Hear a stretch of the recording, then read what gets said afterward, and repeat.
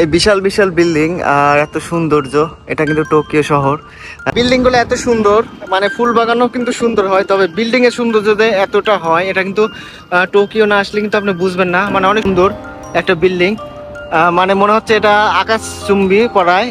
এখানে একটা রেস্টুরেন্ট দেখেন, এই রেস্টুরেন্টটা পুরাটা কিন্তু কাঠ দিয়ে তৈরি। হ্যালো লিসেনার্স, আসসালামু আলাইকুম। সবাই কেমন আছেন? আশা করি আল্লাহর রহমতে ভালো আছেন। তো চলে আসলাম স্যাম ক্যামেরা একটা নতুন ভিডিওতে। আজকে কিন্তু আমি আছি একটু টোকিওর মধ্যে, আর আপনাদের দেখাবো টোকিও শহরটা কতটা সুন্দর। এটা হচ্ছে টোকিওর যে শিনজুকু শহরটা আছে, এটাও কিন্তু অনেক উন্নত একটা শহর। সেই শহরের মাঝখানে আছি। এখানে কিন্তু অনেক সুন্দর সুন্দর বিল্ডিং আছে এবং রাস্তাঘাটের যে পরিবেশটা, এটা দেখতে পারবেন যে কতটা সুন্দর এবং পরিষ্কার পরিচ্ছন্ন। এবং এখানকার যে বিল্ডিংগুলা, এই বিল্ডিংগুলা দেখলেই কিন্তু মনে হবে যে এটা একটা রোবটের রাজ্য, এবং এটা কিভাবে সম্ভব এত সুন্দর সুন্দর বিল্ডিং গুলো তৈরি করা। তো সবাই এই জাতীয় ভিডিও দেখতে অবশ্যই আমার চ্যানেলটা সাবস্ক্রাইব করে রাখবেন। যারা নতুন আছেন, যারা পুরাতন আছেন, তাদের প্রতি রইল আন্তরিক শুভেচ্ছা ও ভালোবাসা। তো আজকের ভিডিও এখানেই শুরু করা যাক। তো চলুন সবাই একসাথে ভিডিওতে চলে যাই। এই বিশাল বিশাল বিল্ডিং আর এত সৌন্দর্য, এটা কিন্তু টোকিও শহর। এত সৌন্দর্য দেখলে মনে হয় যে এটা আসলে বাস্তব না।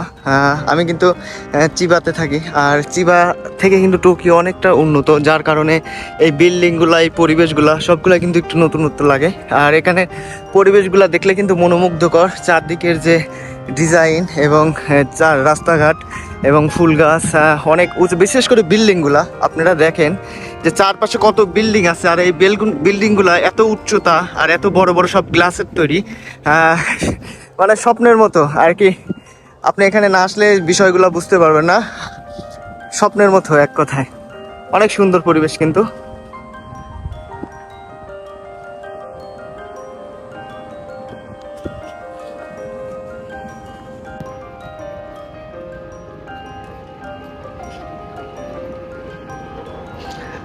টোকিও শহরটা দেখেন এত সুন্দর, চারদিকে যে দোকানপাট আছে এবং কতটা নিশ্চুপ।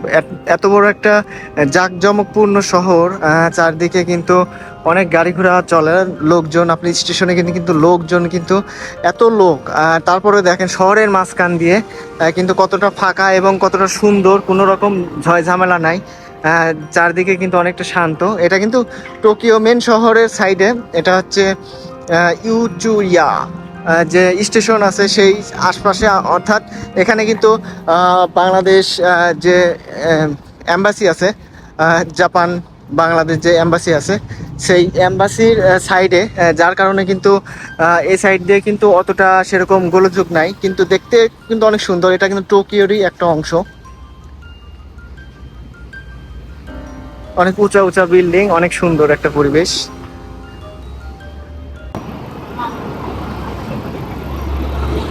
অনেক বড় বড় বিল্ডিং এই শহরে। আপনার চারদিকে দেখতেছেন শুধু বিল্ডিং আর বিল্ডিং।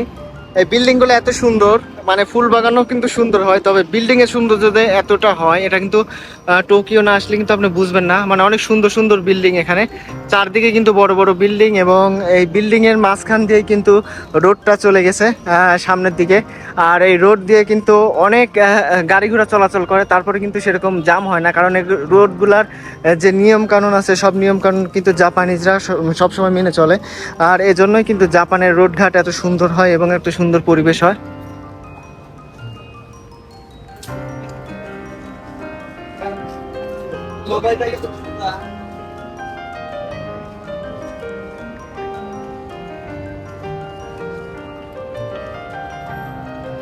প্রত্যেকটা বিল্ডিং এ প্রায় কিন্তু গ্লাস, আর গ্লাস যখন দেয় তখন কিন্তু আপনার বিল্ডিং গুলা সৌন্দর্য একটু বেড়ে যায়। আর এই সাইড দিয়ে কিন্তু এই যে বিভিন্ন হোটেল আছে, আপনার রেস্টুরেন্ট আছে, আর এই সাইড দিয়ে কিন্তু অনেক ধরনের যে মেশিনগুলো আছে, বিভিন্ন মেশিন। এখানে দেখেন একটা বিশাল বিল্ডিং, কত সুন্দর একটা বিল্ডিং, মানে মনে হচ্ছে এটা আকাশচুম্বী পড়ায়। আপনার মেঘগুলার কাছে চলে গেছে, এত বড় বড় বিল্ডিং এই সাইড দিয়ে। আর দেখতে কিন্তু অনেক সুন্দর লাগে, কারণ এই বিল্ডিংগুলা কত সুন্দর করে প্রযুক্তিগত দিক থেকে আপনার যেগুলো ব্যবহার করে সবগুলাই কিন্তু অনেক সুন্দর, যার কারণে এই বিল্ডিংগুলোও কিন্তু অনেক সুন্দর হয়। আর এই বিল্ডিংয়ের ভূমিকম্প হওয়ার পর যদি বিল্ডিংগুলো কোনো ক্ষয়ক্ষতি না হয় সেইভাবেই কিন্তু জাপান প্রযুক্তিগত ব্যবহার করে কিন্তু এই বিল্ডিংগুলো তৈরি করা হয়, যার মাধ্যমে এই বিল্ডিংগুলো অনেক স্থায়ী হয় এবং এটা দেখতেও কিন্তু অনেক সুন্দর হয়। এই সাইড দিয়ে দেখেন কত সুন্দরভাবে সাইকেল রেখে দিয়েছে এখানে। এই সাইড দিয়ে আবার কত ময়লা নাই কিন্তু সেরকম দুই একটা গাছের পাতা আছে। গাছের এই পাতাগুলো যখন ঝরে পড়ে তখন কিন্তু আবার ঝাড়ু দেওয়া হয়, তারপরে কিন্তু দুই একটা পাতা পড়ে থাকে, কারণ সব সময় কিন্তু আবার ঝাড়ু দেওয়া সম্ভব না।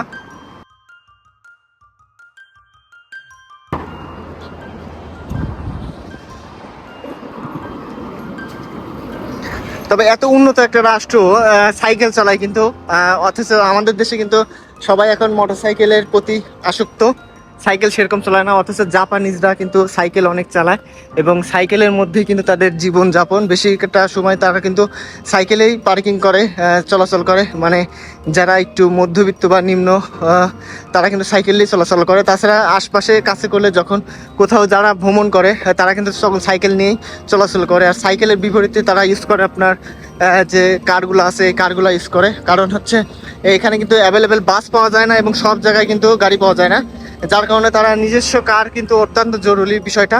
আর আপনার যে ট্রেনগুলো আছে ট্রেন স্টেশনে তারা ট্রেন অনেক ব্যবহার করে, কিন্তু ট্রেনগুলো কিন্তু আপনার নির্দিষ্ট কয়েকটা জায়গায় যায়, আপনার প্রত্যেকটা স্টেশনে জায়গাতে কিন্তু ট্রেন যাওয়া সম্ভব না, যার কারণে আপনার তারা বেশিরভাগ সময় কিন্তু নিজস্ব কারগুলা ইউজ করে। আর এই কারগুলা কিন্তু অনেক দাম সেরকম না, কারণ জাপানের পার্টসপাতি এবং অন্যান্য যেসব বিষয়গুলো আছে ইঞ্জিনের এগুলা কিন্তু তৈরি করা হয়, যার কারণে এই গাড়িগুলোর দামও অনেক কম পড়ে। আর জাপানিজরা অনেক টাকা বেতন পায় এবং প্রত্যেকটা লোকেরই কিন্তু প্রায় এক একটা কার আছে এবং এই কারগুলা কিন্তু তারা পরিচালনা করে। আর এই কারের মাধ্যমে তারা এখানে ওখানে যাওয়া আসা করে। আর আশপাশে যখন ছোটোখাটো কাজে বের হয় অনেকের কিন্তু সাইকেল আছে, তারা কিন্তু সাইকেল ইউজ করে।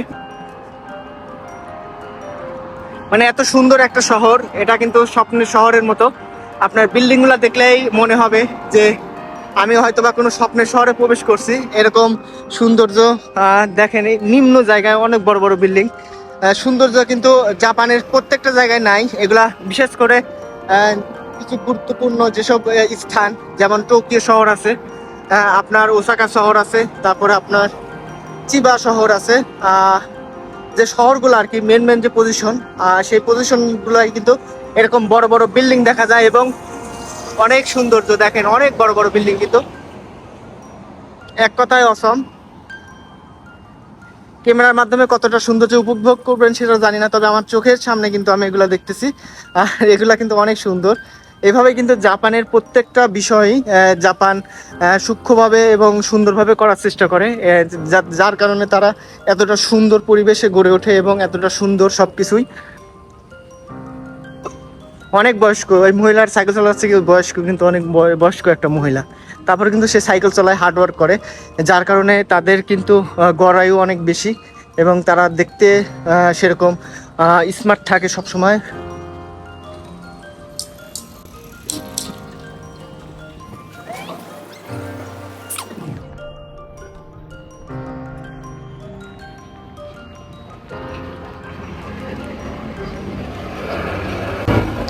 এখানে একটা রেস্টুরেন্ট দেখেন, এই রেস্টুরেন্টটা পুরাটা কিন্তু কাঠ দিয়ে তৈরি, বাইরের যে ডিজাইনটা কাঠ দিয়ে তৈরি, যার কারণে এটা দেখতেও কিন্তু অনেক সুন্দর লাগতেছে। পুরাটাই কিন্তু কাঠ দিয়ে তৈরি যে রেস্টুরেন্টটা আছে এখানে, ভিতরে কিন্তু বিভিন্ন ধরনের খাবার পাওয়া যায়। জাপানের যে রেস্টুরেন্টগুলো আছে এই রেস্টুরেন্টগুলো এত খাবার পাওয়া যায়, তবে এগুলো কিন্তু হালাল না।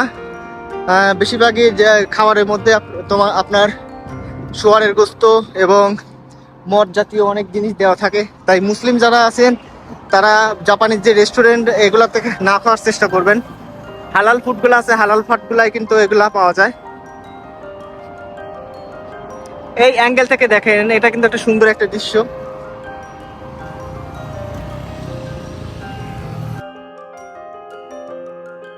এটা ছিল জাপানের সাইডের একটা অংশ। এখানে কিন্তু বাংলাদেশ এম্বাসি আছে, আর যারা জাপানের মধ্যে আছেন তাদের পাসপোর্ট এবং বিভিন্ন যে পাসপোর্টের কারণেই আপনারা জাপান যদি রেনু করতে চান জাপান থেকে, তাহলে অবশ্যই কিন্তু এখানে আসতে হবে। আর এখানে আসলে আপনারা এই ভিউটা দেখতে পারবেন যারা জাপানের মধ্যে আছেন, আর জাপানের বাইরে যারা আছেন এবং যারা জাপানে আসবেন তারাও কিন্তু এই জায়গাটা চিনে রাখতে পারেন, তাহলে ভবিষ্যতে কিন্তু আপনিও এখানে আসতে পারবেন। অনেক সুন্দর একটা জায়গা, আমার অনেক ভালো লাগছে। আমি এবার দিয়ে 2বার আসলাম, এর আগে একবার আসছিলাম। তো সবাই দেখবেন যে এখানে আসলে এখানকার পরিবেশটা একটু অন্যরকম। জাপানের অন্যান্য জায়গা যেগুলো আছে সেই জায়গাগুলো থেকে কিন্তু এই পরিবেশটা টোটালি একটু অন্যরকম, ভিন্ন রকম।